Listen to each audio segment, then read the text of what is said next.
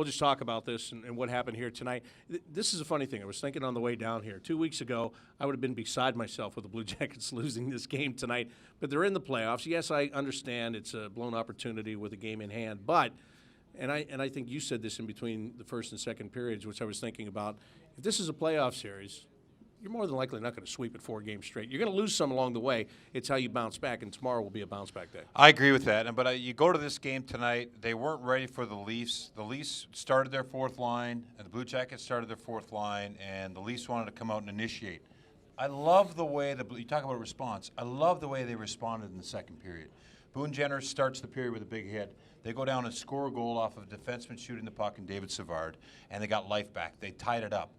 Okay, there was a goal scored with 7 minutes left in the second period, but they came out in that third period, and it seemed like it was going to be a back-and-forth even period. They get a 5-minute power play. They lose Bjorkstrand on a very dangerous hit. I mean, the kid got hurt. It bounced his head off the ice. So that's a double whammy that they only get one shot on that power play, killed the momentum, and they lost Bjorkstrand, and then from there they couldn't get their footing. I thought they created, but you're right, Bob. Let's step away as we get on the flight tonight to go to Washington. I hope they'd use it as a teaching point to say, okay, we lost game 2 at home. We have to travel. Let's respond the next game. I know it's not going to be back-to-back, but take these opportunities to see what they can do tomorrow. And they're going to be in a 7-game series. There's going to be times and moments where they're going to have to face reality. There might be game 7s and pressure. And it's all about response and these teaching moments. And that's why I think the critical points are the one that John Tortorella has stuck to all season, each day at a time. So today, not great. Learn. Tomorrow, be better. Well, it shouldn't be back-to-back, but quite frankly, it could be in the playoffs. It could be, yeah. Depending on who you're playing, because the television schedule sometimes, well, all the time, dictates who's That's going right. to play There on is what back-to-back. day. That's There is right. back-to-backs now, so who knows how that's going to work out. Losing Oliver Bjorkstrand, we've just spent the last couple of weeks talking about how this is your best deadline acquisition, having him come up from Cleveland. You get a top-6 forward. It didn't cost you anything in the way of a trade. All of a sudden, you watch that hit tonight, and I don't know how badly hurt he is, but it didn't look good. And now you could be doing without that guy for a couple of games. Yeah, even just losing him tonight was a big loss, I thought. Right before the power play. Yeah, right before the power play, top 6 power play. They had to change things up. Jack Johnson gets to go out there and get an opportunity. Now, listen, hopefully he's not hurt bad. And if there's a positive, see what you got, and having Jack out there, having to adjust on the fly, it's good for everyone. But let's just hope Oliver comes back and is in fine shape, because that was a scary-looking hit.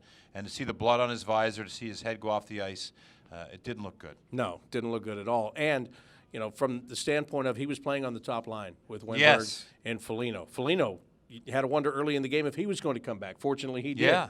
Dubinsky came back after a hit. Well, didn't leave, but he took a bad hit. Seth Jones took a bad hit in this game, and Nick Foligno addressed that a couple of minutes ago, so I don't need to get into any of that stuff. But the fact is, with Bjorkstrand, if you're without him for a lengthy period of time, now you have to shuffle those lines again, and you just found a pretty good combination with Gagne, Atkinson, and Saad, but you saw Cam Atkinson go back up on that top line to put some skill on the other side of Alexander Wenberg. Yeah, there were some different lines that did some different things here tonight. I love the Anderson, Dubinsky, and Jenner line, as I always do, because they're always initiating, and they really got this thing turned around. Atkinson has that skill, and you put him with Saad, you put him with Foligno, it doesn't matter. There seems to be chemistry that's been found throughout the year.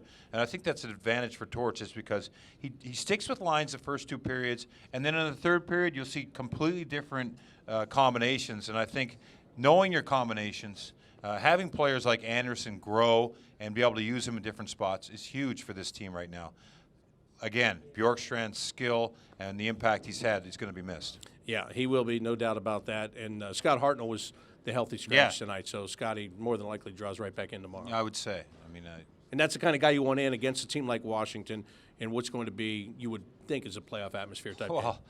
When Scott Hartnell's on the shelf, and if you do have an injury, it's a luxury to be able to bring him in and put him in the lineup. He's a guy that can't wait to play. He's a veteran guy, and he's been a huge impact all year. All right, so tomorrow the Blue Jackets are in Washington to take on the Capitals, 7 o'clock start in Washington, D.C., and the Blue Jackets will be trying to draw back into a tie in points with the Capitals tomorrow night. That'll do it for Jody Shelley and me, Bob McElligott, but stay tuned. The postgame show continues after this on the El Dorado Saturday Downs Blue Jackets Radio Network.